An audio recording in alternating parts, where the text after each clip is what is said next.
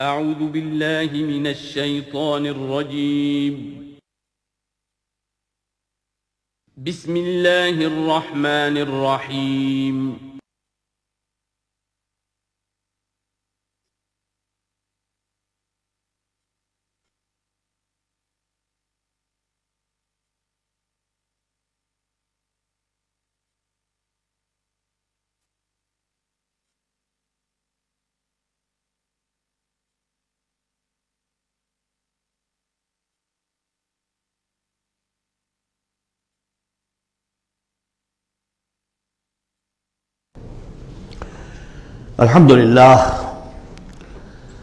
الحمدللہ وکفا والصلاة والسلام علی عبادہ الذین اصطفیٰ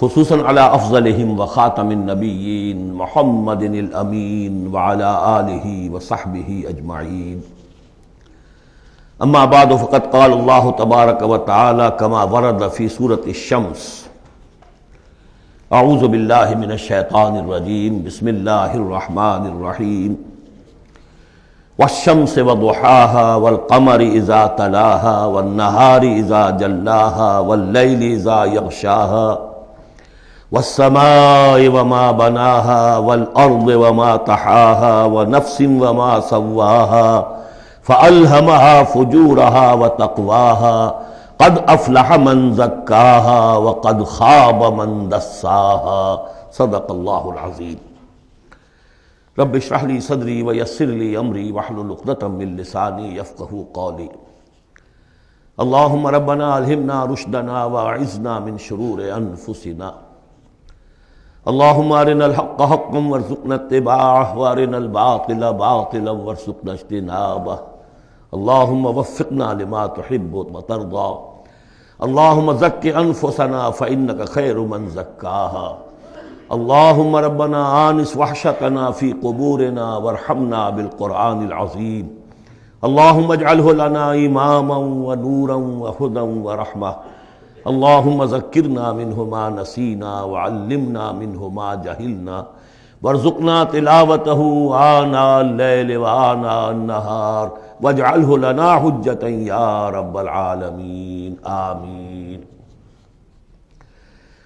کل میں نے اشارہ کر دیا تھا کہ قرآن حکیم میں سورۃ البلد کے بعد 4 جو صورتیں ہیں ان کو ایک مشترک عنوان ان کے لیے میں نے تجویز کیا ہے 4 سورہ نور و ظلمت۔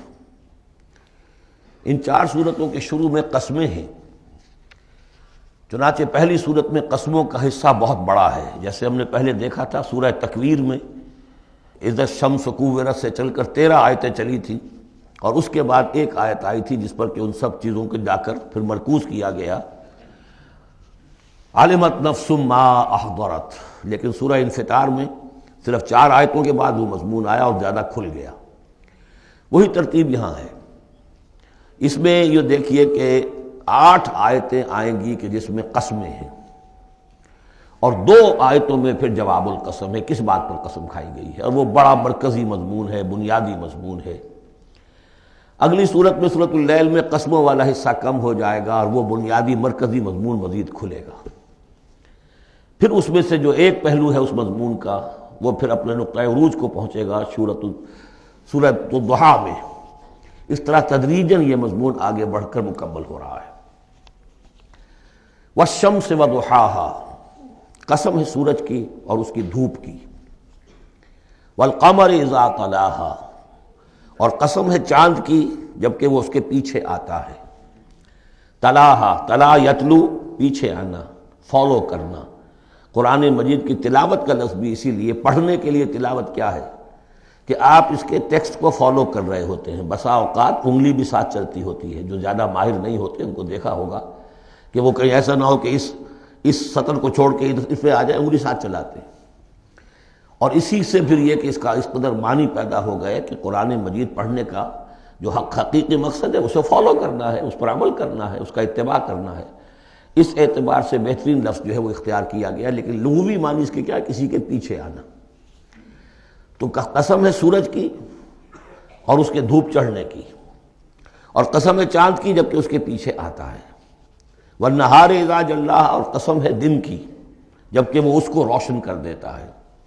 اگرچہ شکل تو یہ ہے کہ سورج سے دن روشن ہوتا ہے، لیکن یہاں اس میں بہت لطیف نکتہ پیدا کیا ہے کہ دن ہوتا ہے تو ہمیں سورج نظر آتا ہے، تو گویا کہ دن نے سورج کو نمایاں کیا ہے، اس لیے کہ آگے اس کا ہم بدن آ رہا ہے وَاللَّيْلِ إِذَا يَغْشَاهَا، اور قسم ہے رات کی جبکہ وہ اس کو یعنی سورج کو ڈھانپ لیتی ہے۔ سورج کو رات نے ڈھانپ لیا، دن نے گویا کہ اس کو نمایاں کر دیا۔ وَالسَّمَاءِ وَمَا بَنَاهَا، اب دیکھیے جوڑے جوڑے آ رہے ہیں یہ، سورج اور چاند، دن اور رات۔ وَالسَّمَاءِ وَمَا بَنَاهَا، اور قسم ہے آسمان کی اور جو اسے بنایا، تعمیر کیا۔ وَالْأَرْضِ وَمَا طَحَاهَا، اور قسم ہے زمین کی جبکہ اس کو پھیلا دیا، بچھا دیا، بچھونا بنا دیا۔ وَنَفْسٍ وَمَا سَوَّاهَا، اور قسم ہے نفس انسانی کی اور جو اس کو بنایا اور درست کیا، اس کو نک سک سے درست کیا، اس کا تسویہ کیا، اس کو سنوارا۔ فَأَلْهَمَهَا فُجُورَهَا وَتَقْوَاهَا، یہاں تک کہ اس کے اندر نیکی اور بدی کا علم الہامی طور پر رکھ دیا، الہام کر دیا اسے، اس کا فجور بھی اور اس کا تقویٰ بھی۔ اب یہاں قسم کھائی گئی قد افلح من زکاہا وقد خاب من دساہا، جس نے بھی اپنے نفس کو پاک کر لیا وہ کامیاب ہو گیا، اور جس نے اسے مٹی میں دفن کر دیا وہ ناکام ہو گیا۔ اصل مضمون یہ ہے مرکزی دو آیات کہ انسان کے پاس کوئی ایک امانت ہے، اس کا ایک نفس ہے جو اللہ نے اسے دیا ہے۔ اس نفس کو جس نے پاک کر لیا، سنوار لیا، بنا لیا، جس کے لیے ہم مختلف الفاظ استعمال کرتے رہے ہیں، تعمیر سیرت، تعمیر خودی، کریکٹر بلڈنگ، ایک انسان اپنی شخصیت کو بناتا ہے۔ تو جس نے تو صرف بنانا، لیکن اس کے علاوہ پاک کرنا، بنانا اس معنی میں کہ تمام رذائل سے اس کو پاک کیا جائے اور فضائل سے اسے سنوارا جائے، اسے منور کیا جائے، مزین کیا جائے۔ تو جس نے اپنے نفس کو پاک کر لیا، مزین کر لیا، فضائل سے مرصع کر لیا، مسجع کر لیا، وہ کامیاب ہو گیا۔ خواہ یہاں پر اس کے پاس جائیداد نہ بنی ہو، دولت اس کے پاس جمع نہ ہوئی ہو، دنیا والے اس کو جانتے بھی نہ ہو، وہ غیر معروف آدمی ہو، کچھ بھی ہو، یعنی ایک معیار ہے کامیابی ناکامی کا جو ہم لوگوں کے سامنے رہتا ہے۔ کامیاب کون ہے؟ زیادہ پیسے والا، زیادہ دولت والا، جو زیادہ پروفیشن میں شائن کر گیا، بزنس میں آگے نکل گیا، کسی بھی اعتبار سے۔ لیکن اس میں زور ہے قد افلح من زکاہا، اصل میں کامیابی اور فلاح تو اس کی ہے، اور یہ فلاح کے لفظ پر ہم غور کر چکے ہیں سورہ مومنون کے شروع میں، کہ یہی جو انسان کی اندرونی شخصیت ہے، انا یا خودی، جسے ہم کہتے ہیں سیلف، جس کو کہ پروفائڈ نے سیلف قرار دیا ہے، اس سیلف کو اپنی اڈ اور لیبیڈو کے تسلط سے آزاد کرانا اور پھر اس کو بلڈ کرنا، اس کو ڈیولپ کرنا، تعمیر خودی، یہی علامہ اقبال کا فلسفہ ہے۔ تو یہ ایسے ہی ہے کہ جیسے کہیں خزانہ تھا، آپ نے کھود کر اس میں سے خزانہ نکالا، تو یہ ہمارا سیلف جو ہے، ہماری خودی جو ہے، یہ بھی در حقیقت ہمارے اس حیوانی وجود کے اندر دفن ہے۔ اس حیوانی وجود کے اندر سے اس کو برآمد کرنا، جیسے کہ آم کی گٹھلی پھٹتی ہے تو اس میں سے دو پتے نکلتے ہیں تو اس سے آم کا درخت بننا شروع ہوتا ہے۔ اسی لیے وہ جو میں نے آپ کو اپنشد کا جملہ بھی سنایا تھا کہ man is in his ignorance identifies himself with the material sheaths which encompass his real self۔ اصل خودی، اصل انا، اصل میں وہ کون ہے؟ یہ میرا وجود ہے، یہ میرا جسم ہے، یہ میرے ہاتھ ہے، یہ میرے پاؤں ہیں، لیکن میرا میں ایک پوزیسو موڈ میں ایک پروناؤن آیا ہے، تو جو پوزیس کر رہا ہے جسم کو وہ کون ہے؟ وہ ایک اس کی اندرونی لطیف شخصیت ہے، اسے انا سے، خودی سے، سیلف سے تعبیر کرتے ہیں، اور در حقیقت وہ عبارت ہے اس روح سے کہ جو اللہ تعالیٰ نے پھونکی ہے اس میں، وَنَفَخْتُ فِيهِ مِن رُوحِي۔ تو اس مٹی کے ڈھیر میں اس روح کو ڈالا گیا ہے، اس کو برآمد کرنا اور اس کو بنانا اور سنوارنا، یہ ہے اصل کام انسان کا۔ جو اس میں کامیاب ہو گیا وہ کامیاب ہو گیا۔ اور دسا یدسو ہم پڑھ چکے ہیں کہ جب کسی شخص کے ہاں اس زمانے میں، اس معاشرے میں کوئی خوشخبری آتی تھی کہ بچی پیدا ہو گئی ہے، تو ایک تو منہ چھپاتا پھرتا تھا وہ کہ بیٹی ہو گئی، میں بیٹی کا باپ شمار ہوں گا، اور سوچتا رہتا تھا کہ اسے میں اپنے پاس رکھوں، ام یدسھا فی التراب، یا اسے جا کے میں مٹی میں دباؤں۔ تو دسا یدسو، دبا دینا۔ تو یہ ہے کہ جس نے اپنی اس خودی کو اسی حیوانی وجود میں دبا دیا، ختم کر دیا، قد خاب من دساہا، وہ ناکام ہو گیا۔ اب اس حقیقت پر ایک تو میں نے آپ کو نوٹ کرایا تھا کل کہ سورۃ الاعلیٰ پڑھتے ہوئے میں نے کہا تھا کہ بعض مضامین جو ہیں جو ان صورتوں میں آ رہے ہیں وہ سورۃ الاعلیٰ میں ان کی اصل جڑ پڑ چکی ہے، اور اس کی آخری 6 آیتیں جو ہیں وہ کیا ہے؟ قد افلح من تزکا وذکر اسم ربہ فصلی بل تؤثرون الحیاۃ الدنیا والآخرۃ خیر وابقی ان ھذا لفی الصحف الاولی صحف ابراہیم وموسیٰ۔ قد افلح من تزکا، جس نے پاکیزگی حاصل کر لی وہ کامیاب ہو گیا۔ یہاں اسے مزید کھولا کہ اس کا برعکس کیا ہے؟ قد افلح من زکاہا وقد خاب من دساہا۔ اس پر گواہیاں لائی گئی ہیں کہ جیسے تمہیں پوری اس کائنات میں تضادات نظر آتے ہیں، رات ہے دن بھی ہے، آسمان ہے بلند زمین ہے پست، بالکل اسی طریقے سے انسان کا معاملہ بھی یہ ہے کہ اگرچہ ویسے تو شکل و صورت میں سب تقریباً ایک جیسے انسان ہیں، ہیومن بینگز ہیں، لیکن 2 مختلف قسم کے راستوں پر یہ چل رہے ہیں۔ ایک راستہ وہ ہے کہ یہی حیوانی نفسانی خواہشات اور اسی کے اندر پوری زندگی جو ہے گزار دی اور اپنے اس اصل روح ربانی کو، اپنی اصل امانت الہیہ کو دبا دیا، گویا کہ چلتے پھرتی قبر بن گئے۔ اس کے لیے حیوان انسان چل رہا ہے، لیکن وہ انسان جو ہے وہ روحانی وجود اس کا وہ اس کے اندر دفن ہو چکا ہے۔ تو قد خاب من دساہا قد افلح من زکاہا، اس پر یہ ساری قسمیں کھائی گئیں۔ سورج ہے تو اس کے ساتھ چاند ہے، دن ہے تو اس کے ساتھ رات ہے، اسی طریقے سے آسمان ہے تو اس کے ساتھ زمین ہے، اور یہ جو نفس انسانی ہے اسے اللہ نے بڑا سنوارا ہے، بنایا ہے۔ اس نفس کے اندر بھی ایک ودیت کر دیا ہے نیکی اور بدی کا شعور۔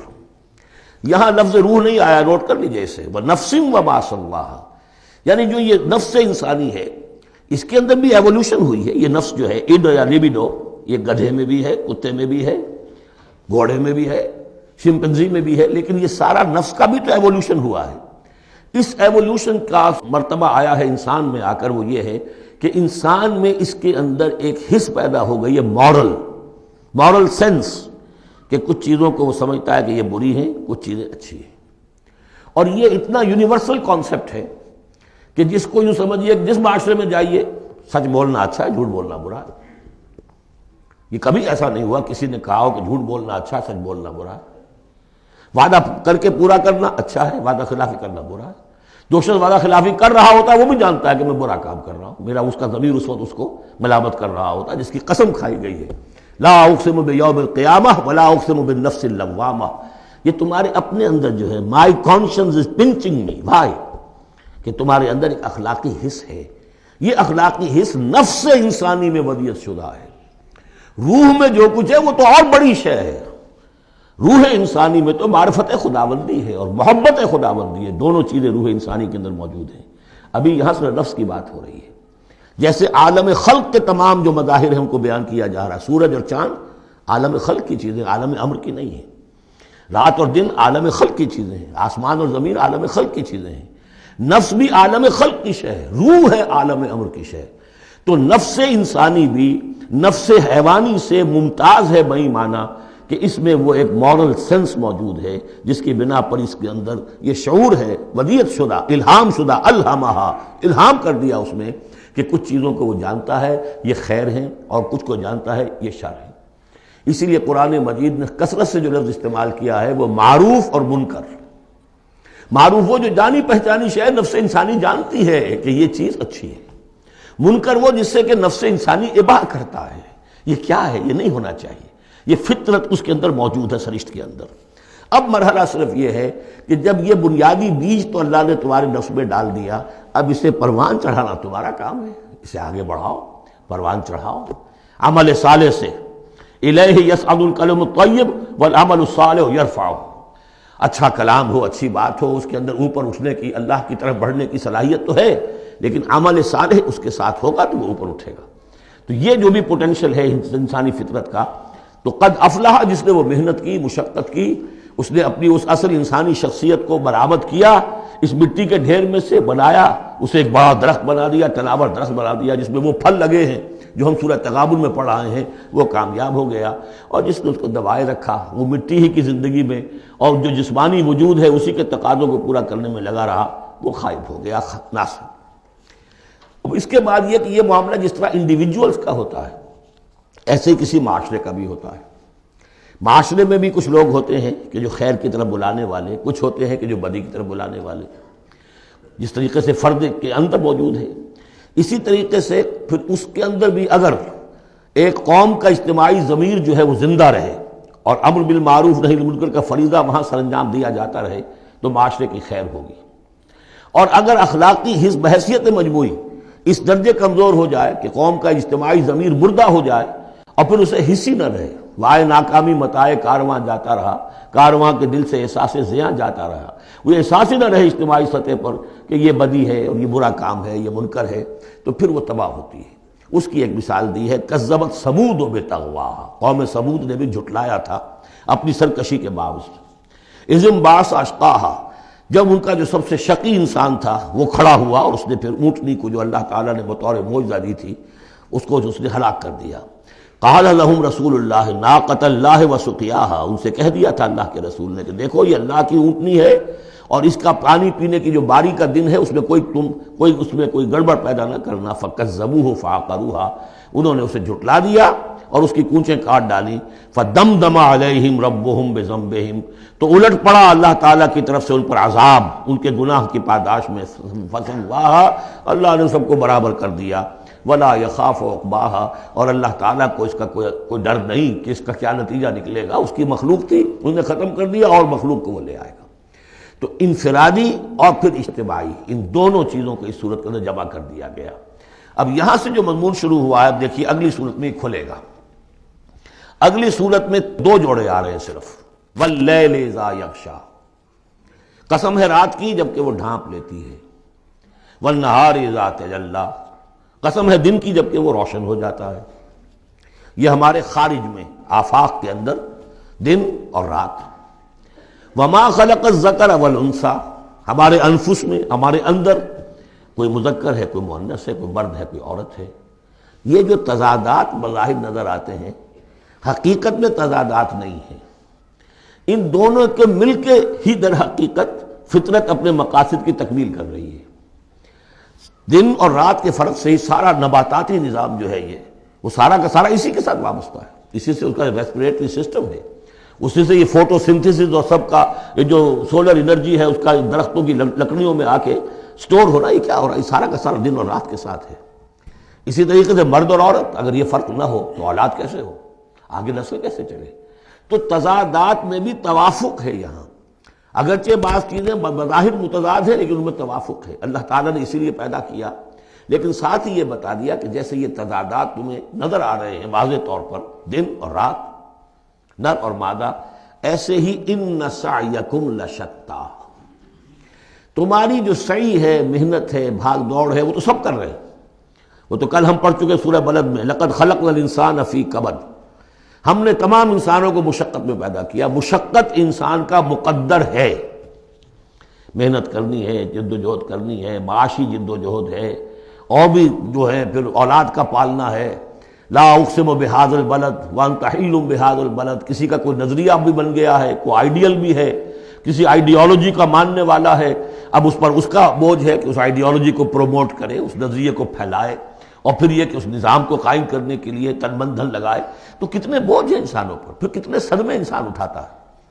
تو فرمایا کہ لا اقسم بہذا البلد وانت حل بہذا البلد ووالد وما ولد لقد خلقنا الانسان فی کبد، مشقت تو ہر ایک کو کرنی ہے، لیکن جو نتیجے نکلتے ہیں مشقت کے وہ بالکل برعکس ہیں، رات اور دن کا سا تضاد ہے ان میں۔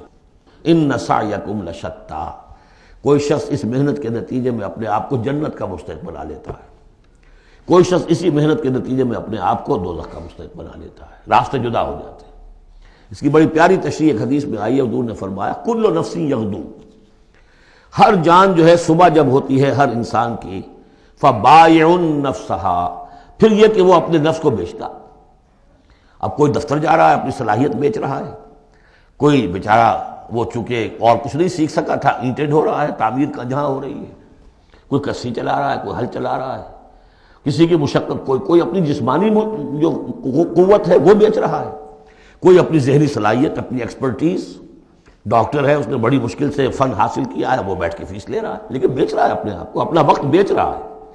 تو کل نفس یغدو فبائع نفسہ فموتقھا وموبقھا، دن بھر کی محنت کر کے شخص ایک وہ شخص ہے جس نے حلال کو پیش نظر رکھا، حرام سے بچا، جھوٹ نہیں بولا، کسی کو دھوکہ نہیں دیا، کسی کے ساتھ جو ہے بے ایمانی نہیں کی، وہ شام کو آئے گا تو مشقت تو اس نے بھی کی ہے لیکن یہ لے کر آئے گا اللہ کی رحمت۔ دوسرا شخص مشقت اس نے بھی کی ہے، کہیں کم تول دیا تھا، کہیں کم ماپ دیا تھا، کہیں جھوٹ بول دیا تھا، کہیں کسی کی حق تلفی کی تھی، کہیں کسی کی عزت نفس پر حملہ کر دیا تھا، وہ مشقت بھی کر کے آئے گا اور شام کو جہنم کی گٹھڑی لے کر آئے گا اپنے کندھے پر۔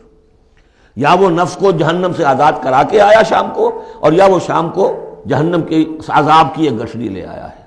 تو کل نفس یغدو فبائع نفسہ فموتقھا وموبقھا۔ اب وہ بات ہے، اب یہ اس اعتبار سے سمجھ لیجئے کہ میرے نزدیک قرآن مجید کی اہم ترین یہ صورت ہے۔ ایک راستہ ہے، اس کے 3 اوصاف بیان کیے ہیں۔ اگر یہ 3 اوصاف ہوں گے تو خیر کے راستے پر آدمی بڑھتا چلا جائے گا، اور اگر اس کے برعکس 3 صلاحیتیں ہوں گی تو انسان گرتا چلا جائے گا، شر کی طرف جو ہے وہ اس کا قدم آگے سے آگے بڑھتا چلا جائے گا۔ پہلے 3 اوصاف کون سے ہیں؟ واللیل اذا یغشی والنہار اذا تجلی وما خلق الذکر والانثی ان سعیکم لشتی فاما من اعطی واتقی وصدق بالحسنی۔ جس شخص میں عطا ہے، جود ہے، سخاوت ہے، کسی کو بھوکا دیکھے تو اگر 1 روٹی ہے تو اس کو بھی بانٹ کر کھا سکے، کسی کو تکلیف میں دیکھے تو اگر اس کے پاس کوئی ہے ایسی چیز جس سے کہ اس کی تکلیف و رفع کر سکتا ہو تو دریغ نہ کرے، یہ عطا ہے، جود، عطا، سخاوت۔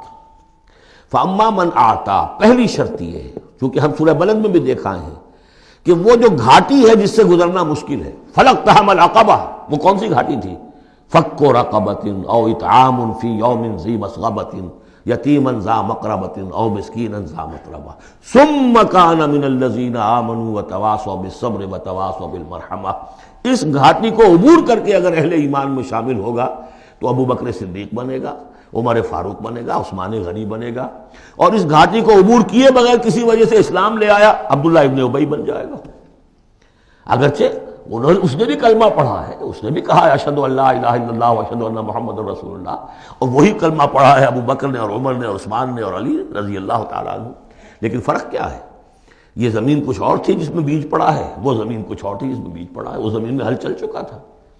تو فرمایا کہ پہلی شے کیا ہے، اور یہ آیت ہم پڑھ چکے ہیں، 4 پارے کی پہلی آیت، لن تنالوا البر حتی تنفقوا مما تحبون۔ تم نیکی کے مقام تک رسائی حاصل نہیں کر سکتے جب تک کہ خرچ نہ کر سکو اللہ کے لیے اور اللہ کی مخلوق کے لیے، اور وہ چیز کہ جو تمہیں پسند ہو۔ یہ نہیں کہ جو اذکار رفتہ ہو گئی، بیکار ہو گئی، پرانی ہو گئی، دل سے اتر گئی، وہ دے دیا اور پھر سمجھا کہ ہم نے حاتم طائی کی قبر کو لات مار دی ہے، یہ نہیں۔ مما تحبون، نیکی کی گرد کو نہیں پہنچ سکتے۔ لن تنالوا البر حتی تنفقوا مما تحبون۔ تو پہلی شرط ہے اعطاء، دوسرا ہے واتقا۔ واتقا کیا ہے؟ وہی اخلاقی حس جو ہے وہ اگر بیدار ہے، نتیجہ کیا نکلے گا کہ وہ پھر نیکی کرنا چاہے گا، بدی سے بچے گا۔ وہی فالہمھا فجورھا وتقواھا۔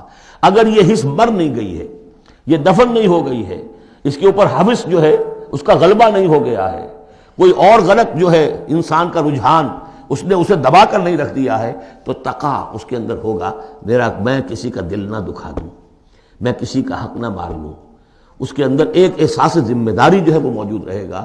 اور تیسری شرط وصدق بالحسنی، جو بھی اچھی بات اس کے سامنے رکھی جائے اور اس کا دل گواہی دے دے کہ ہاں بات ٹھیک ہے، فوراً قبول کرے، تصدیق کرے۔ اس وقت یہ نہ کرے کہ یہ میں اگر مان لوں گا تو فلاں چیز چھوڑنی پڑ جائے گی، یہ اگر مان لوں گا تو فلاں کام کرنا پڑ جائے گا، یہ اگر مان لوں گا تو فلاں شخص ناراض ہو جائے گا، یہ اگر مان لوں گا تو مجھے یہ نقصان ہو جائے گا۔ اگر یہ سوچ کر رک گیا تو فیل ہو جائے گا۔ بلکہ یہ کہ جب دل نے گواہی دے دی کہ ہاں ٹھیک ہے، حق ہے، صحیح ہے، فوراً کہو دیکھیے جی آپ کی یہ بات، یعنی اس کو سمجھیے پریکٹیکلی۔ اگر آپ کسی بحثی میں بھی مبتلا ہو گئی کسی کے ساتھ، اور پھر یہ ہے کہ آپ نے کسی وقت محسوس بھی کر لیا کہ پلڑا اس کا بھاری ہے، بات اس کی صحیح ہے، لیکن ایک یہ کہ اڑے ہوئے، اب کیسے مان لوں میں کہ میں ہار گیا۔ ایک یہ کہ شخص کہ ٹھیک ہے صاحب آپ کی یہ بات مجھے بالکل دل کو لگی ہے، ٹھیک ہے، ابھی اور غور کریں گے، سوچیں گے، چلیں گے آگے اور اس مسئلے پر، لیکن یہ بات آپ کی ٹھیک ہے۔ اس سے انسان کے اندر جو ہے پھر وہ ہم آہنگی پیدا ہوتی ہے، بات آگے بڑھتی ہے۔ لیکن یہاں سمجھ لیجیے کہ بنیادی طور پر یہ تین اوصاف ہیں. فاما من آتا، بخل نہ ہو، اتقا اور اس کے اندر یہ اخلاقی حس بیدار ہو. نمبر 3، جو اچھی بات سامنے آئے اس کی تصدیق کر دے. فَسَنُيَسِّرُهُ لِلْيُسْرَىٰ، تو ہوتے ہوتے ہم آسانی سے، اب یہ لفظ بھی آ چکا تھا سورہ علق میں، وَنُيَسِّرُكَ لِلْيُسْرَىٰ، میں نے کہا تھا اس لفظ کو یہاں نوٹ کر لیجئے اور یہیں سے یہ بات آگے کھلے گی. فَسَنُيَسِّرُهُ لِلْيُسْرَىٰ، جس شخص میں یہ تین اوصاف ہوں گے ہم انہیں رفتہ رفتہ رفتہ رفتہ سب سے اونچی اور سب سے اچھی جو آسانی والی شاید منزل ہے جنت، وہاں پہنچا دیں گے. اب اس کے برعکس دیکھیے ترتیب. وَأَمَّا مَن بَخِلَ، اعطاء کے مقابلے میں بخل آ گیا. وَاسْتَغْنَىٰ، بے پرواہ ہے، اسے پرواہ ہی نہیں. دریا کو اپنی موج کی طغیانیوں سے کام، کشتی کسی کی پار ہو یا درمیان رہے، ہمیں سے کیا غرض ہے؟ وہ تو اپنی اس میں دھن میں لگے جا رہے ہیں. کسی کا دل مسل دیا، کسی کے جذبات کے اوپر جو ہے ٹھیس پہنچا دی، کسی کو کچھ کر دیا، کسی کا مال ہڑپ کر لیا، کسی کو اور کسی طرح سے اس کی عزت کے اوپر جو ہے کوئی حملہ کر دیا، چلے جا رہے. استغنا، انہیں یہ احساس ہی نہیں ہے کہ کوئی نیکی اور بری کا معاملہ بھی ہے اور مجھے سیدھے راستے پر چلنا ہے، برائی کے راستے پر نہیں. وَكَذَّبَ بِالْحُسْنَىٰ، اچھی بات پیش کی جائے جھٹلا دے. دل گواہی دے چکا ہے کہ بات اچھی ہے لیکن پھر جھٹلا دے، کسی تعصب کی وجہ سے، کسی ضد کی وجہ سے، تکبر کی وجہ سے، ہٹ دھرمی کی وجہ سے. فَسَنُيَسِّرُهُ لِلْعُسْرَىٰ، تو ایسے شخص کو ہم آہستہ آہستہ تدریجاً سب سے بڑی مشکل یعنی جہنم میں پہنچا دیں گے. تو یہ گویا کہ اب دو راستے، ان سعیکم لشتیٰ، تمہاری جد و جہد جو ہے زندگانی کی، ان کے یہ دو رخ ہے. اگر تو یہ ہے اما من اعطا واتقا وصدق بالحسنى، اگر یہ تینوں چیزیں بتمام و کمال موجود ہوں تو وہ شخص صدیق بنے گا، ابو بکر صدیق بنے گا رضی اللہ تعالی عنہ، ان کے نقش قدم پر چلنے والا ہوگا. اور اگر ان تینوں سے کوئی چیز کمی ہے تو کہیں بیچ میں لٹک جائے گا، اور تینوں ہی نہیں ہے تو معلوم ہوا کہ وہ بدترین خلائق ہوگا پھر، جس کا کہ سب سے بڑا کردار جو قرآن مجید میں آتا ہے وہ ابو لہب ہے. ابو جہل جو ہے وہ بدترین نہیں تھا، اچھی طرح سمجھ لیجئے. وہ تو جب آج ہم پڑھیں گے، جب سورہ علق آئے گی تب اس کے کردار کا نقشہ سامنے آئے گا. اس کی شخصیت بڑی اونچی شخصیت تھی بعض اعتبارات سے. میں سنا چکا ہوں، نے صاف مانا تھا کہ محمد جھوٹ نہیں کہہ رہے، جو کچھ کہہ رہے ہیں صحیح کہہ رہے ہیں، لیکن میں نہیں مان سکتا. اس کا مطلب ہے ہمیشہ کے لیے ہم بنو امیہ جو ان کے غلام ہو جائیں گے، بنو ہاشم کے. یہ میرے لیے قبول نہیں. صاف تو کہا نا، کم سے کم give the devil his due. اسی طریقے سے جس باطل دین کا وہ علمبردار تھا اس کے لیے اس نے بھی گردن کٹوائی ہے، قربانی دی ہے اس نے. ابو لہب نے 2 مرسنریز بھیج دیے، تم چلے جاؤ، میں تمہیں پیسے دے دوں گا، تم جاؤ، تم لڑاؤ میری جگہ پر. اس لیے کہ اس میں وہ بات نہیں تھی، اس میں مردانگی تھی. کوئی وجہ تھی کہ حضور نے 2 شخصوں کو برابر تولا ہے، عمر ابن الخطاب اور عمرو ابن ہشام میں سے اللہ کسی ایک کو میری جھولی میں ڈال دے. کوئی وجہ تھی نا، آخر دونوں کو کیسے کیا ہے؟ اگر کہیں وہ بھی ایمان لایا ہوتا تو عمر ابن الخطاب کی طرح کا مسلمان ہوتا، پھر وہ اس طرح کا ڈھیلا مسلمان نہ ہوتا، وہ عبداللہ ابن ابی والا مسلمان نہ ہوتا. تو یہ شخصیتوں کا معاملہ ہوتا ہے. تو جس میں تینوں اوصاف نہیں ہے وہ گیا بدترین خلائق، جس میں کچھ ہے وہ پھر کچھ دیر لگا کے آ جائے گا، کچھ وقت لگے گا اسے. لیکن یہ 3 اوصاف ہی ہیں تعمیر سیرت کے اس اعتبار سے کہ جو فیصلہ کن ہیں. فَأَمَّا مَنْ أَعْطَىٰ وَاتَّقَىٰ وَصَدَّقَ بِالْحُسْنَىٰ فَسَنُيَسِّرُهُ لِلْيُسْرَىٰ وَأَمَّا مَنْ بَخِلَ وَاسْتَغْنَىٰ وَكَذَّبَ بِالْحُسْنَىٰ، بالکل اپوزٹ چیزیں. فَسَنُيَسِّرُهُ لِلْعُسْرَىٰ وَمَا يُغْنِي عَنْهُ مَالُهُ إِذَا تَرَدَّىٰ، اور اس نے جو مال جمع کیا ہوگا اپنے لیے وہ قطعاً کام نہیں آئے گا جب اسے گرایا جائے گا گڑھے میں، جب گرے گا جہنم کے. ان علینا للہدیٰ، دیکھو انسانوں ہمارے ذمے ہے صرف ہدایت پہنچا دینا. یا اب اللہ تعالیٰ اپنے ذمے لے رہے ہیں، یہ ہمارے ذمے ہے کہ تمہیں راستہ دکھا دیں، سجھا دیں. یہ سجھا دینا ہمارے ذمے ہے. اس کے لیے ہم نے تمہیں جبلی ہدایت بھی دی ہے، اس کے لیے ہم نے تمہارے اندر اخلاقی حس بھی رکھ دی ہے، اس کے لیے ہم نے اپنی روح تم میں پھونکی ہے، اس میں ہماری معرفت اور محبت موجود ہے. اور پھر ان تمام چیزوں کی تکمیل کے لیے ہم نے نبی بھیج دیے، رسول بھیج دیا، کتابیں نازل کر دی. ہم نے اپنا ہدایت کا جو فرض تھا وہ ادا کر دیا. ان علینا للہدیٰ وَإِنَّ لَنَا لَلْآخِرَةَ وَالْأُولَىٰ، پھر ہمارے ہی لیے ہے اختیار آخرت کا بھی اور اولا کا بھی، دنیا کا بھی. پھر فیصلہ ہم کریں گے کہ کون اب اس قابل ہو گیا ہے کہ دنیا کو ان کے بوجھ سے پاک کر دیا جائے، زمین کو ان کے بوجھ سے آزاد کر دیا جائے، پوری قوموں کو ملیہ بیٹ کر دیا جائے. فیصلہ کرتے ہیں. وہ پڑھ چکے پچھلی صورت میں فَدَمْدَمَ عَلَيْهِمْ رَبُّهُمْ بِذَنبِهِمْ فَسَوَّاهَا. ایسے ہے کہ جیسے کسی باغ میں سے کوڑا کرکٹ جمع کیا جائے اور پھر اسے آگ دکھا دی جائے، اس لیے کہ اس باغ کے لیے بدنما داغ ہے. اب تو یہ کہ وہ انسان جو ہے کہ جو پھر اس حد تک ہدایت کے واضح ہو جانے کے بعد کہ نبی آ گیا، کتاب آ گئی اور اس نے ماڈل پیش کر دیا اپنی زندگی کے اندر، پھر بھی نہیں مانا، تو پھر یہ جو بھی فیصلہ ہے وہ ہم کرتے ہیں. فَأَنذَرْتُكُمْ نَارًا تَلَظَّىٰ. دیکھو میں نے تمہیں خبردار کر دیا اس آگ سے جو بھڑک رہی ہے اور وہ منتظر ہے. لا یصلاھا، ہم دیکھ چکے ہیں کئی جگہ آیا ہے کہ وہ تو دھاڑ رہی ہے بھوکے شیر کی طرح، اسے تو چاہیے اپنی خوراک. لا یصلاھا الا الاشقی، نہیں پڑے گا اس میں مگر وہی جو بہت ہی بدبخت ہے. کیوں؟ کم بدبخت تو اگر ہوتا معاملہ تو اور ہوتا. یہ محمد کے آنے کے بعد بھی صلی اللہ علیہ وسلم جس کی حقیقت نظر نہیں آئی تو اس سے بڑا بدبخت تو کوئی ہے ہی نہیں. اس لیے کہ اگر کچھ اندھیرا ہو، کچھ روشنی ہو، آدمی ٹھوکر کھا جائے. چلیے بھائی کچھ اندھیرا بھی تھا، جھٹپٹا تھا، پوری روشنی نہیں تھی. نصف النہار پر سورج چمک رہا ہو اور آپ ٹھوکر کھائیں تو پھر قصور کس کا ہے؟ تو آپ کا ہے. اس اعتبار سے اب بعثت محمدی کے بعد صلی اللہ علیہ وسلم جس شخص نے اپنے آپ کو محروم رکھا وہ اشقا ہے. لا یصلاھا الا الاشقی الذی کذب وتولی، جس نے جھٹلایا ہے اور منہ پھیر لیا ہے. وَسَيُجَنَّبُهَا الْأَتْقَى، اور ہم بچا دیں گے یا بچا دیا جائے گا اس سے جو بہت ہی متقی ہے. اس آیت کے بارے میں تقریباً کنسنسس ہے کہ یہاں مراد حضرت ابوبکر ہے رضی اللہ تعالیٰ عنہ. اتقا، وہ تینوں صفات بتمام و کمال جس میں تھے وہ ابوبکر تھے. یہی وجہ ہے کہ تصدیق بالحسنہ میں ایک لحظہ نہیں لگا. حضور فرماتے ہیں کہ میں نے جس کے سامنے بھی اپنی نبوت کی دعوت رکھی اس نے ضرور کچھ نہ کچھ توقف کیا، سوچا، سوائے ابوبکر کے کہ ایک لحظے کا توقف نہیں کیا. اور ان کی شخصیت میں وہی چیزیں موجود تھیں. غریبوں کے اوپر شفقت تھی، نیکی کی، اور بنیادی طور پر وہ موحد تھے. انہوں نے کبھی بت پرستی اختیار نہیں کی زندگی میں. تو وہ صلاحیت جو ہے تقویٰ بھی تھا، اعطاء بھی تھا، خرچ کرنے کی صلاحیت تھی. انہوں نے خرید کر جو ہے غلام جتنے تھے جو مسلمان ہو گئے تھے، غلام اور کنیزیں، اور جن کے اوپر سخت جو ہے پرسیکیوشن ہو رہی تھی، ٹارچر ہو رہا تھا ان کے آقاؤں کی طرف سے، منہ مانگے دام دے کر ان کے آقاؤں کو نے خریدا ہے اور آزاد کیا ہے. فَأَمَّا مَنْ أَعْطَىٰ وَاتَّقَىٰ وَصَدَّقَ بِالْحُسْنَىٰ، یہ تینوں اوصاف بتمام و کمال ابو بکر میں. ابو بکر صدیق اور صدیق اکبر رضی اللہ تعالی عنہ. خواتین میں الصدیقۃ الکبریٰ حضرت خدیجہ الکبریٰ رضی اللہ تعالی عنہ. وَسَيُجَنَّبُهَا الْأَتْقَى الَّذِي يُؤْتِي مَالَهُ يَتَزَكَّىٰ، جو اپنا مال دیتا ہے اپنے نفس کو پاک کرنے کے لیے. وہ مال کیوں دے رہا ہے؟ کیوں خرچ کر رہا ہے؟ کیوں بلال کو اس نے خریدا ہے؟ باپ نے کہا ابو قحافہ نے، وہ تو ایمان نہیں لائے تھے اس وقت تک، وہ تو فتح مکہ کے بعد ایمان لائے. وہ کافر رہے پورے عرصے کے دوران، مشرک رہے. تو باپ نے یہ کہا کہ ابو بکر تمہیں اگر کوئی خریدنا ہی تھا غلام اور کسی کو آزاد کرنا تھا تو کوئی دیکھتے، اچھا غلام دیکھتے، کوئی طاقتور سے دیکھتے جو تمہارے کام بھی کبھی آتا. انہیں کیا پتہ تھا کہ ابو بکر تو کسی اور چیز کا طلبگار ہے، اسے کچھ اور چاہیے. اسے کوئی یعنی جو شخص کسی غلام کو آزاد کر دیتا تھا وہ اس کا مولا رہتا تھا، پھر بھی وہ ایک درجے میں اس کے تابع ہوتا تھا، اس کی بات سنتا تھا، اس کا حمایتی ہوتا تھا. اخلاقی طور پہ بھی سمجھ میں آ رہا ہے کہ ایک شخص نے اپنی رقم خرچ کی ہے اور آپ کو خرید کے آزاد کر دیا ہے تو اب آپ بے دام جو ہے غلام تو ہو گئے نا اس کے.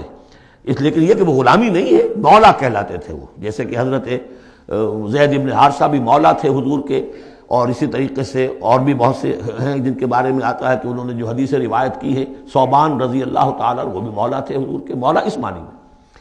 تو فرمایا کہ تم نے یہ کیا کیا، کس کو تم نے خریدا اور اتنی بڑی رقم دے دی؟ جو مانگا امیہ ابن خلف نے، وہ بھی حیران رہ گیا. ٹھیک ہے، لو. الذی یؤتی مالہ یتزکیٰ وما لأحد عندہ من نعمۃ تجزیٰ، اور ایسا نہیں ہے کہ کسی اور کا اس پر کوئی احسان ہو جس کا وہ بدلہ چکا رہا ہو. نہیں، الا ابتغاء وجہ ربہ الاعلیٰ، صرف اپنے بلند و بالا پروردگار کی رضا جوئی کے لیے وہ خرچ کر رہا ہے. وَلَسَوْفَ يَرْضَىٰ، اور وہ ان قریب راضی ہو جائے گا. یہ ان قریب راضی ہو جائے گا کون؟ اللہ بھی راضی ہو جائے گا اور ابو بکر بھی راضی ہو جائیں گے. رضی اللہ عنہ ورضوا عنہ، جیسے ہم خطبے میں بھی کہتے ہیں رضی اللہ تعالی عنہ وارضاہم، اللہ تعالیٰ بھی راضی ہو جائے ان سے اور اللہ ان کو راضی بھی کر دے، ان کو بھی اتنا اجر و ثواب دے. وَلَسَوْفَ يَرْضَىٰ، اور میرے نزدیک یہاں مراد حضرت ابو بکر ہے. اس کا میں ثبوت آپ کو اگلی صورت میں دوں گا. اب دیکھیے پہلی صورت میں آیا تھا قد افلح من زکاہا وقد خاب من دساہا. 8 آیتیں تھیں، وہ تھیں قسموں پر مشتمل، لیکن اصل مضمون کیا تھا؟ نفس انسانی میں نیکی اور بدی کا شعور بدیت کر دیا ہم نے۔ اب جس نے اس کو بنا لیا، سنوار لیا، وہ کامیاب، جس نے اس کو دبا دیا، مٹی میں دفن کر دیا، وہ ناکام۔ اگلی صورت میں آگے راستہ بتا دیا۔ سنوارنے کا راستہ کیا ہے؟ اعطاء، تقوی، تصدیق بالحسنہ۔ ان عادتوں کو کلٹیویٹ کرو اپنے اندر، تو یہ راستہ جو ہے تمہارا جائے گا صدیقیت کی طرف اور اللہ تعالیٰ کی رضا کی طرف۔ اس کے برعکس اور صاف بخل، استغنا، پرواہ ہی نہیں، کیا خیر کیا شر کوئی پرواہ نہیں، اپنی خواہشات کو پورا کرنا ہے، اپنی اشتہا جو ہے اس کو شہوت کو پورا کرنا ہے، حرام سے حلال سے، اس سے کوئی بحث نہیں۔ اور یہ کہ بات سچی آئی، اچھی آئی اور دل نے گواہی دے دی پھر بھی اس کو رد کر دیا، تو وہ دوسری منزل پہ نکل جاؤ گے۔ اب یہ جو پہلی منزل تھی اس کا نقطہ عروج کون ہے؟ ایک تو ابو بکر آ گئے اس میں، اور ان سے بلندتر رتبہ کس کا ہے؟ محمد الرسول اللہ صلی اللہ علیہ وسلم، معراج انسانیت۔ اب جو دو صورتیں آ رہی ہیں ان کا سارا تعلق کلیتاً محمد الرسول اللہ کے ساتھ ہے۔ یہ سیرت النبی کے اعتبار سے بھی بہت اہم ہیں دو صورتیں۔ بعض اعتبار سے جو صوفیانہ اس میں مسائل آئے ہیں، اور عام طور پر ہمارے مفسرین، ایسے مفسرین خصوصاً جدید دور کے کچھ ریشنلسٹ قسم کے لوگ، وہ تو ان مطالب کی گرد کو بھی نہیں پہنچے۔ ہمارے جو پرانے مفسرین ہیں، چونکہ ان کا ذوق جو ہے وہ ان کے اندر، وہ ذوق بھی اندر ہے موجود ان کے اندر، اسلام کے اور دین کے باطنی حقائق، قرآن کے باطنی حقائق کا، تو میں اس کے حوالے سے چند چیزیں آپ کو بتاؤں گا۔ سورۃ الضحیٰ کا اس کا جو شان نزول ہے وہ یہ ہے کہ کچھ دنوں کے لیے، ایک تو بالکل شروع میں جو رک گئی تھی فترت وحی، اس کے علاوہ پھر ایک موقع آیا ہے کہ کچھ عرصے کے لیے، بہت دن گزر گئے حضرت جبرائیل نہیں آئے، اور آپ کے اوپر ایک شدید قسم کی جو ہے وہ پریشانی طاری ہو گئی۔ کچھ لوگوں نے بھی طعنہ دینا شروع کر دیا، کچھ عرصے سے محمد تم نے کوئی نئی وحی نہیں سنائی، کیا ہوا تمہارا شیطان کیا چلا گیا وسط؟ کوئی ایسا بھی بتایا گیا کہ ایک دفعہ کئی راتوں تک آپ رات کو اٹھے نہیں، تو کہا وہ تمہارا شیطان تمہیں چھوڑ گیا ہے۔ کوئی ساتھ کے رہنے والی عورت جو تھی کہ رات میں نے سنی نہیں تمہاری کوئی پڑھنے کی جو تم پڑھا کرتے تھے، شاید شیطان تمہیں چھوڑ گیا ہے۔ خود آپ کو جس قدر ایک اشتیاق رہتا تھا کہ وہی آئے اور آپ کی وہ روح کو جو ہے مزید اور غذا اور تر و تازگی جو ہے وہ مسلسل ملتی رہے، اس کی وجہ سے یہاں تک آتا ہے کہ حضور فرماتے کہ اس درجے میں رنج اور غم میں تھا کہ میں سوچتا تھا کہ میں پہاڑ کے اوپر چڑھ کر اپنے آپ کو گرا دوں۔ بربنائے طب بشری، اس درجے حضور کے اوپر جو ہے یہ شاخ گزر رہا تھا کہ وہی کیسے بند ہو گئی۔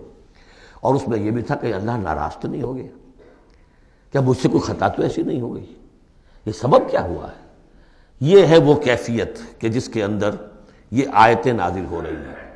اور اب آپ اس کو سمجھ لیجئے کہ اس کا نفسیاتی اور انسان کی باطنی کیفیات کے ساتھ کیا تعلق ہے۔ انسان پر دو طرح کی کیفیات طاری ہوتی رہتی ہیں، جیسے میں نے پہلے ایک دفعہ آپ کو بتایا صدیق اور شہید کے درمیان جو فرق ہے بنیادی، کہ کچھ بنیادی طور پر لوگ ایکسٹروورٹس ہوتے ہیں، کچھ بنیادی طور پر انٹروورٹس ہوتے ہیں۔ ایکسٹروورٹس کھیل کود بھاگ دوڑ، لوگوں سے ملنا جلنا، گفتگو ہے، اسے دھکا دے دیا، اس سے مذاق کر لیا، اسی میں وہ خوش رہتے ہیں، بڑے مگن رہتے ہیں، تنہائی انہیں کاٹ کھانے کو دوڑتی ہے۔ اور ایک انٹروورٹس ہوتے ہیں کہ وہ مجلس وغیرہ کو نہیں، وہ تو اپنے تنہائی میں کہیں بیٹھے ہیں، غور و فکر کر رہے ہیں، سوچ بچار کر رہے ہیں، انہیں وہ مجلس سے زیادہ اپنا گوشہ تنہائی جو ہے وہ زیادہ عزیز ہوتا ہے۔ تو یہ دو مزاج اللہ نے بنائے ہیں۔ اسی طرح ہر انسان کے اوپر آلٹرنیٹلی کچھ کیفیات آتی ہیں جس کو ہم کہتے ہیں میرا موڈ آف ہے، ایک طرح کا قبض سا ہو جاتا ہے، طبیعت میں بندش سی ہوتی ہے، کسی وقت اسی شخص کے اندر پھر انشراح سا ہو جاتا ہے، پھر ہنسنے بولنے کو جی چاہتا ہے، گفتگو کرنے کو جی چاہتا ہے۔ تو یہ کیفیت جب انسان کی روحانی زندگی سے متعلق ہو جائے تو اس کو پھر صوفیہ نے نام دیا قبض اور بسط۔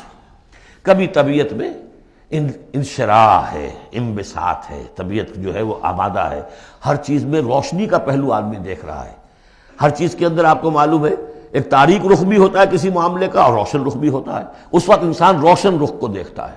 اور ایک وقت میں آتا ہے کہ طبیعت میں بندش سی لگ گئی ہے، جیسے اندر کوئی پکڑ لیا کسی نے، اب طبیعت جو ہے وہ بھی اپنے اندر وہ انقباض محسوس کر رہی ہے، اور پھر آدمی پیسیمسٹک ہو جاتا ہے، نا امید سا ہوتا ہے، پھر اسے ہر معاملے کا تاریک پہلو زیادہ نظر آنے لگتا ہے۔ تو یہ قبض اور بسط کی کیفیات ہیں۔ جب کبھی قبض کی کیفیت ہو، قاضی ثناء اللہ پانی پتی رحمۃ اللہ علیہ نے تفسیر مظہری میں لکھا ہے کہ قبض کی کیفیت میں اس صورت کا پڑھنا تریاق ہے۔ جس طرح حضور صلی اللہ علیہ وسلم کے لیے گویا کہ اس وقت جو وحی کا بند ہو جانا تھا وہ گویا کہ ایک طرح کے انقباض اور قبض کی کیفیت پیدا ہوئی تھی، اس میں اب اللہ تعالیٰ فرما رہے ہیں والضحیٰ، قسم ہے دن کے دھوپ چڑھنے کے وقت کی، واللیل اذا سجا، اور قسم ہے رات کی جبکہ وہ چھا جائے یا ساکن ہو جائے، سجا کے دونوں معنی ہے سکون۔ اب دیکھیے ان دونوں کو کیوں لائے؟ اس لیے کہ صبح ہے، حرکت ہے، برکت ہے، چلنا ہے، دوڑنا ہے، ہر شخص جا رہا ہے، ادھر جا رہا ہے، ادھر جا رہا ہے، رات کو سکون ہو گیا، تاریکی چھا گئی اور شور ہنگامہ ختم ہو گیا۔ لیکن یہ رات اور دن دونوں ضروری ہیں انسان کے لیے، یہاں کا نظام چلانے کے لیے۔ اگر رات ہی رات ہوتی تب بھی یہ دنیا نہ چلتی، اور دن ہی دن ہوتا تب بھی نہ چلتا، تو رات بھی ضروری ہے۔ اسی طریقے سے نفس انسانی کے لیے کبھی کبھی قبض کا وقفہ بھی ضروری ہے۔ آپ اسے یہ نہ سمجھیں کہ اللہ تعالیٰ ناراض ہو گیا، یہ بھی ہماری تربیت کا ایک یوں سمجھیے کہ ایک جز ہے۔ ما ودعک ربک وما قلی، آپ کے رب نے آپ کو رخصت نہیں کیا ہے، نہ ہی وہ آپ سے ناراض ہوا ہے۔ وللآخرۃ خیر لک من الاولی، اور اس کے بعد جو وقت آئے گا اس قبض کے بعد وہ پہلی سے بھی بہتر ہوگا۔ اور میں حیران ہوتا ہوں کہ کیسے غالب نے وہ بات کہی ہے کہ جو بالکل ترجمانی ہے اس کی، رکتی ہے میری طبع تو ہوتی ہے رواں اور، یعنی یہ کہ جب میری طبیعت کے اوپر کبھی کبھی رکاوٹ سی آ جاتی ہے، اب شعر جو ہیں اچھے نازل نہیں ہو رہے، لیکن جب وہ رکاوٹ سے میں نکلتا ہوں، اس قبض سے نکلتا ہوں، رکتی ہے میری طبع تو ہوتی ہے رواں اور، اس لیے کہ اس قبض کے بعد جب مرحلہ آتا ہے انبساط کا اور انشراح کا تو وہ ایک قدم آگے ہوتا ہے، آدمی اس پہلی کیفیت سے ایک درجہ جو ہے اس کا بڑھ چکا ہوتا ہے۔ وَلَلْآخِرَةُ خَيْرٌ لَكَ مِنَ الْأُولَىٰ، یقیناً پچھلی ہر گھڑی، ہر ساعت اور ہر قبض کے بعد آنے والا انبساط آپ کے لیے پہلے سے اونچا درجہ لے کر آئے گا۔ وَلَسَوْفَ يُعْطِيكَ رَبُّكَ فَتَرْضَىٰ، ان قریب آپ کا رب آپ کو اتنا کچھ دے گا، اتنا کچھ دے گا، آپ کی محنتوں کے وہ نتائج سامنے آئیں گے کہ آپ راضی ہو جائیں گے۔ اب دیکھیے پچھلی صورت ختم ہوئی تھی وَلَسَوْفَ يَرْضَىٰ، یہاں ہے وَلَسَوْفَ يُعْطِيكَ رَبُّكَ فَتَرْضَىٰ، صرف ضمیر کا فرق ہے، کیونکہ صدیق پر وحی نہیں آتی، براہ راست خطاب نہیں کیا جا سکتا، وہاں وہ صیغہ جو ہے وہ غائب کا ہے، وَلَسَوْفَ يَرْضَىٰ، اور چونکہ نبی وہ ہے جس پر وحی آ رہی ہے، براہ راست مخاطب ہے، تو وَلَسَوْفَ يُعْطِيكَ رَبُّكَ فَتَرْضَىٰ، آپ کا رب اتنا کچھ دے گا کہ آپ راضی ہو جائیں گے۔ اب یہ کہ اسی قبض کی حالت میں پھر اللہ تعالیٰ اپنے احسان جتا رہا ہے، اور یہ بہترین ہے۔ کبھی طبیعت پر ڈپریشن ہو اس طرح کی اور قبض کی کیفیت ہو تو آدمی یاد کرے کس کس مرحلے پر اللہ نے میری دستگیری فرمائی، کن کن مراحل پر اللہ تعالیٰ نے مجھے مشکلات سے نکالا، اس سے وہ حوصلہ بڑھتا ہے۔ اور اس کو بھی سمجھیے کہ اسی انداز میں علم یجد کا یتیمن فآوا، یہ سیرت النبی کے بڑے اہم حصے ہیں جو اس میں آ گئے ہیں۔ آپ کی پیدائش یتیمی میں، پوسٹیومس چائلڈ، باپ تو پہلے ہی فوت ہو چکا ہے، 6 سال کی عمر میں والدہ گئی، 8 سال کی عمر میں دادا گئے، اور وہ یعنی جو آپ نے دیکھا ہے ابتدائی زمانہ زندگی کا تو وہ یتیمی کا۔ علم یجد کا یتیمن فآوا، کیا اس نے اے محمد آپ کو نہ پایا کہ آپ یتیم تھے، پھر پناہ دی، آپ کے لیے بندوبست کیا، دادا کے دل میں جو شفقت ڈالی، پھر آپ کے تایا زبیر کے دل میں جو شفقت ڈالی۔ عبد المطلب کے بعد فوراً ابو طالب کا نام آتا ہے، حالانکہ یہ غلط ہے تاریخی اعتبار سے۔ عبد المطلب کے بعد کافی عرصے تک زبیر جو آپ کے تایا تھے وہ سرپرست تھے، پھر ان کے انتقال کے بعد ابو طالب کا معاملہ آیا، لیکن ان کو بیچ میں سے غائب کر دیا گیا ہے۔ بہرحال اللہ تعالیٰ جو بھی کسی کے دل میں ڈالتا ہے، آخر ابو طالب کے دل میں محبت ڈالی تو کس نے ڈالی؟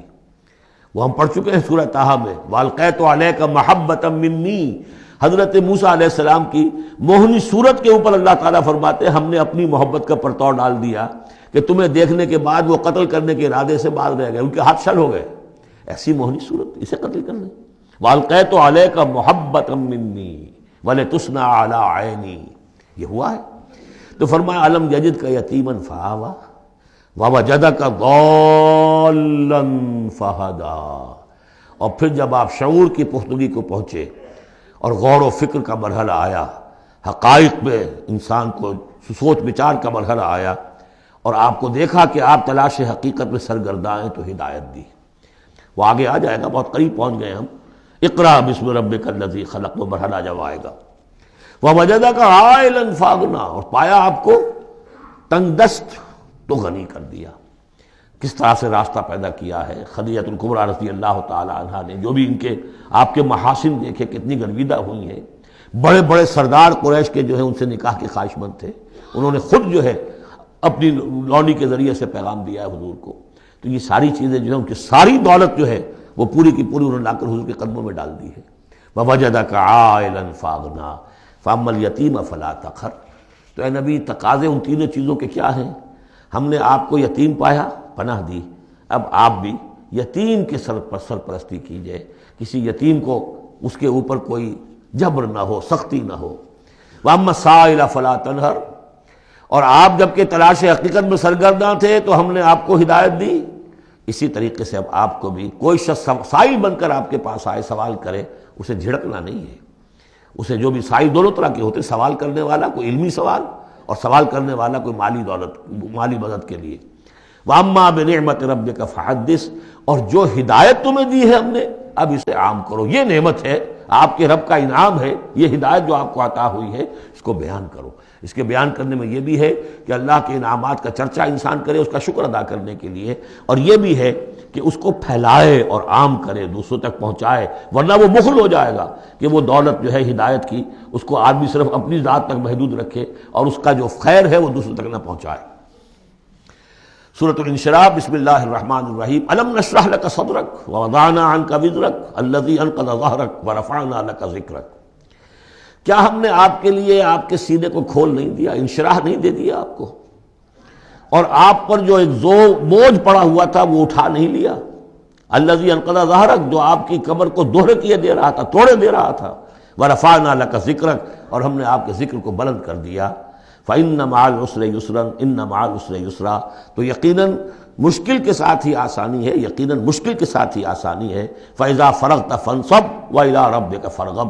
تو جب آپ فارغ ہو جائیں تو پھر یہ کہ خوب کمر کس لیجئے، محنت کیجئے اور اپنے رب کی طرف راغب ہو جائیے۔ یہ مشکلات القرآن میں سے ہے۔ عام طور پر سمجھتے ہیں لوگ کہ جو مشقتیں تھیں دعوت و تبلیغ میں، اور جو آپ کے اوپر جو لوگ فکرے چست کر رہے تھے اس کی وجہ سے آپ کو یہ رنج ہو رہا تھا، تو یہاں اصل میں یہ بات نہیں ہے، وہ بھی ہے اپنی جگہ پر۔ حقیقت میں بات کون سی ہے؟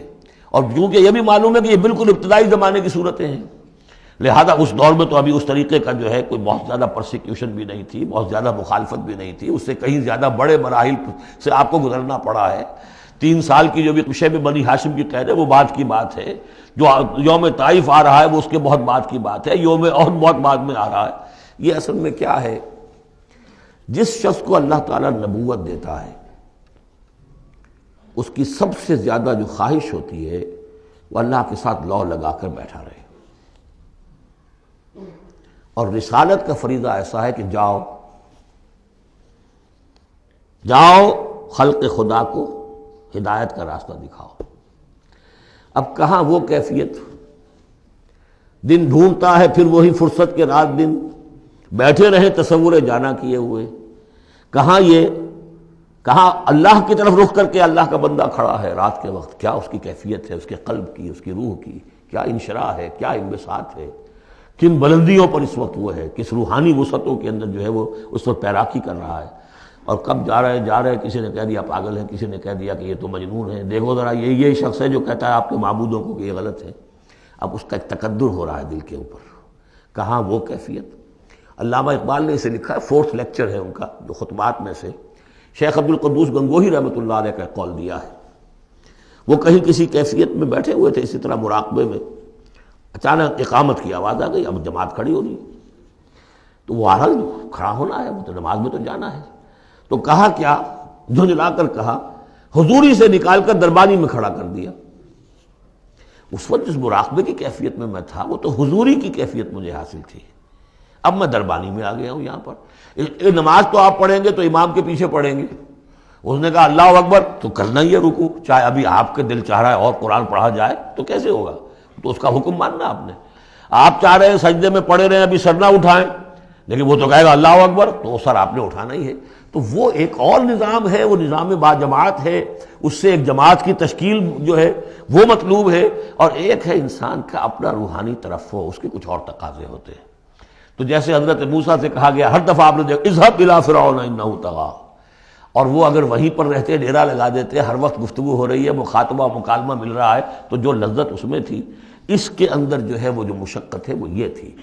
رفتہ رفتہ پھر آپ کا مزاج اس کا خوگر ہوا ہے، اور پھر یہ کہ جب اللہ تعالیٰ نے اس میں بہت سے لوگوں کو بھی شامل کر دیا، پھر وہ جو تسکین پیدا ہوئی کہ ایک شخص وہ ہوتا ہے جو اکیلا، اس کو مولانا روم نے بڑی خوبصورتی سے بارش کا ایک بتایا ہے مثال، کہ بارش میں ایک مرحلہ ہوتا ہے کہ سمندر سے بخارات اوپر جا رہے ہیں، نہایت صاف شفاف، اس میں تو کوئی قدورت نہیں ہوتی، وہ تو ڈسٹلڈ واٹر جا رہا ہے، وہ اوپر گیا، پھر وہ گیا، اس نے بارش کی شکل اختیار کی، جب بارش کو بن کر وہ گرا ہے تو اس نے اب فضا کو بھی دھو دیا، تو فضا کی قدورت اپنے اندر لی نا، فضا کو صاف کر کے وہ آیا نیچے، زمین کا بھی گند صاف کرتا ہے، صاف کر کے اور وہ گند لے کے دریا میں شامل ہوا، اور پھر گیا اور سمندر میں جا کر گند اس نے وہاں چھوڑا، پھر وہ پاک ہو کر صاف ہو کر بڑی ہی یعنی لطیف شکل میں پھر یہ ہو رہی ہے، یہ ہے ایک سیر الی اللہ، اللہ کی طرف بڑھا جا رہا ہے۔ رات کو اللہ کا بندہ کھڑا ہے اور اللہ سے مناجات ہو رہی ہے، یہ وہ ہے بخارات کا اوپر اٹھنا، نہایت پاکیزہ لطیف کیفیت۔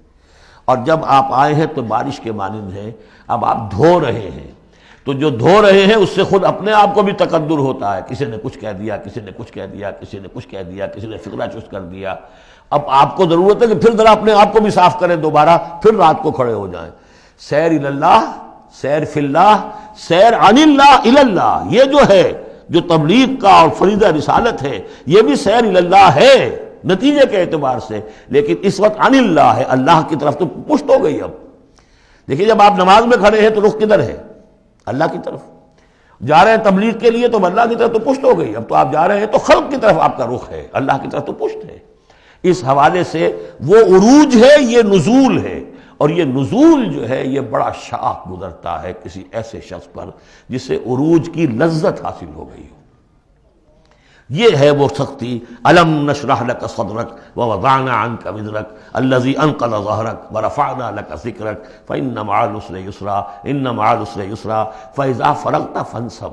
اے نبی وہ وقت آ جائے گا، آپ اپنے اس فرض منصبی سے جب فارغ ہو جائیں گے، جب اللہ کا دین غالب آ جائے گا، پھر آپ یکسو ہو کر وہ جو آخر میں آیا اذا جاء نصر اللہ والفتح ورأيت الناس يدخلون في دين الله افواجا فسبح بحمد ربك واستغفر انه كان توابا، پھر آپ ہمہ وقت اسی کام میں لگ جائیے۔ اور اسی لیے حضور نے اس وقت آخری فیصلہ کیا، اللہم فی الرفیق الاعلی، بس اب میں فارغ ہوا اور اب میں مزید تاخیر نہیں چاہتا۔ حالانکہ نبیوں کو یہ آپشن ملتا ہے، اگر آپ ابھی چاہیں تو اور رہ سکتے ہیں دنیا میں، یہ آپشن ملا ہے۔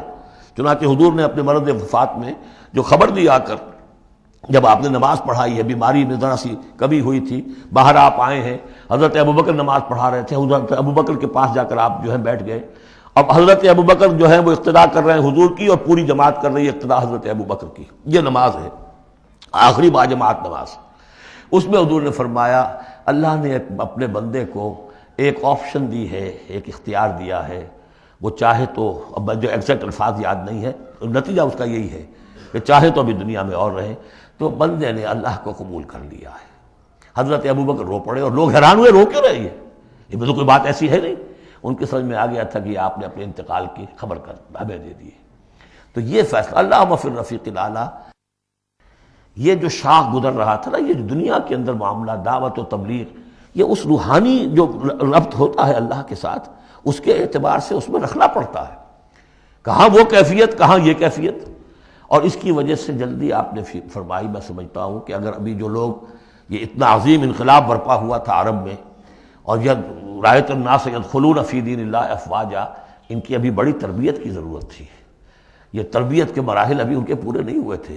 یہ تو صرف مکے اور مدینے کے لوگ تھے جو آپ کی تربیت سے اس طریقے سے بہرہ اندوز ہوئے اور ان مستفید ہوئے۔ یہ جو پورا عرب جو ہے ایمان لے آیا، اور ان کو تو آپ کی تربیت کا ابھی وقت نہیں ملا۔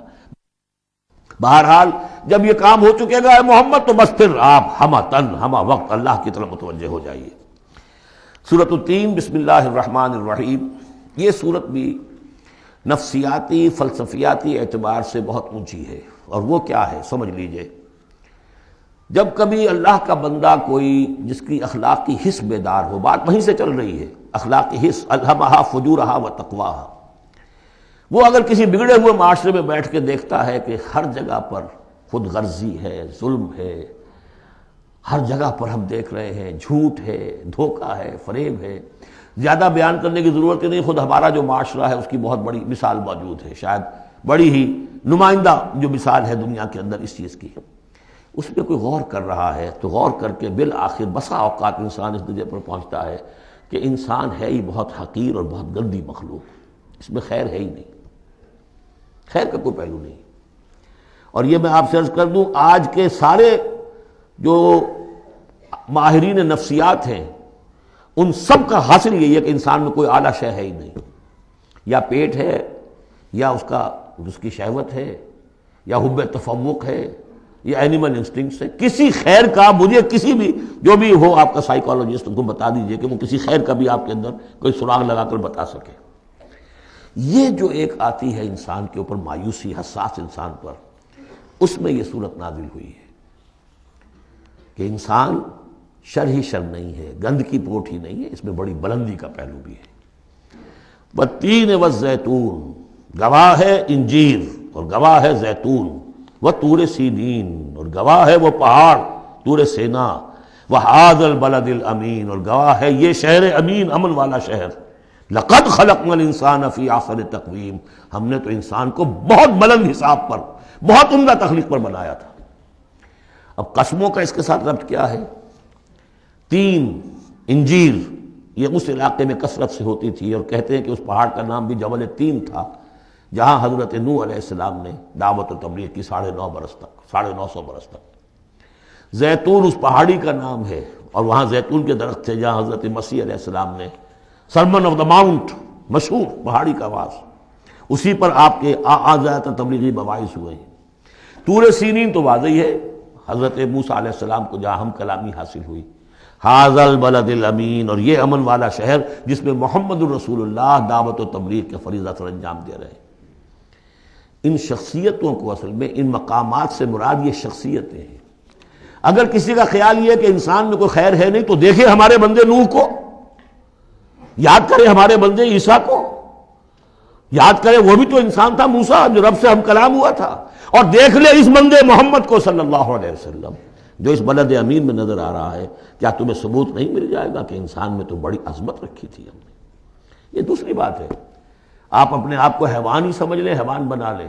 فَلَا تَكُونُوا كَالَّذِينَ نَسُوا اللَّهَ فَأَنسَاهُمْ أَنفُسَهُمْ، یہ تو آپ کا کام ہے، آپ نے کیا ہے، یہ گراوٹ تو آپ کو ملی ہے۔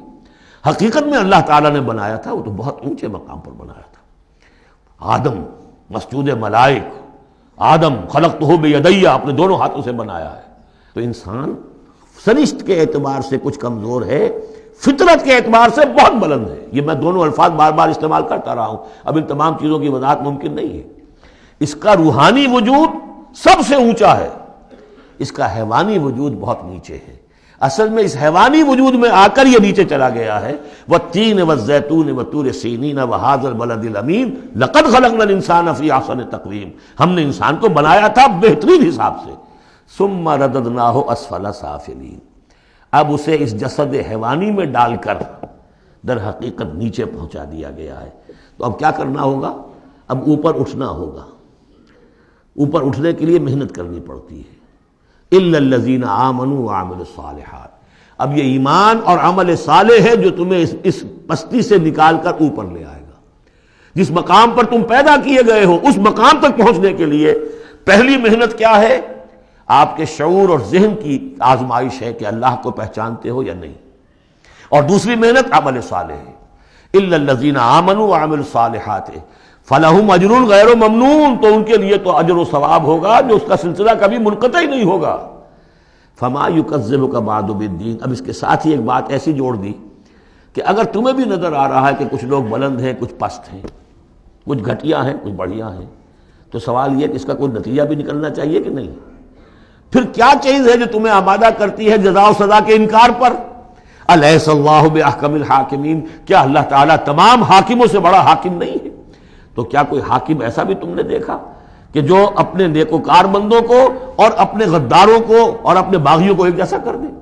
تو اگر انسانوں کے اندر یہ دونوں طرح کے کردار موجود رہے ہیں، جو تمہیں زیادہ نظر آ رہے ہیں وہ تو دوسری طرح کے ہیں، ہم نے بھی تمہیں دکھا دیے نا، موسیٰ بھی اللہ کا بندہ تھا، انسان تھا، عیسیٰ بھی تو ایک انسان تھا، یہ محمد بھی چلتے پھرتے جو ہے ثبوت ہے انسانی عظمت کا، یہ انسان کے اندر عظمت بھی ہے، اگرچہ ادھر اگر متوجہ نہیں ہوگے تو واقعی حیوانوں سے بھی بدتر ہو جاؤ گے، اولئک کالانعام بل ہم اضل۔